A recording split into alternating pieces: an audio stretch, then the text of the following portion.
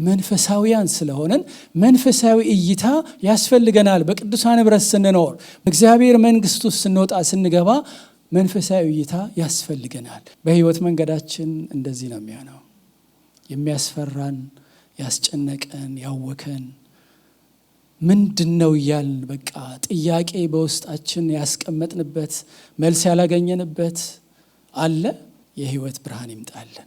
በህይወት ዘመናችን አሁን ባለንበት ህይወት እያንዳንዳችን የተለያየ የህይወት ጉዞ ላይ ነን። ወደ ዘላለም ህይወት ጉዞ ነን። ግን በህይወት ጉዟችን ውስጥ የተለያየ ሁኔታ ውስጥ ነው ያለነው። በተለያየ ሁኔታ ውስጥ ነው እየሄድን ያለነው። ለዛ ሁኔታችን ለዛ ነገሮቻችን ግን መንፈሳዊ እይታ ያስፈልገናል።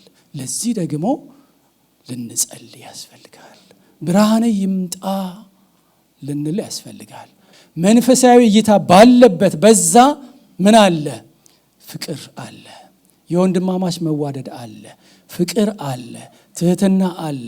የእግዚአብሔር ፈቃድ ሐሳብ በመካከላችን ይፈጸማል።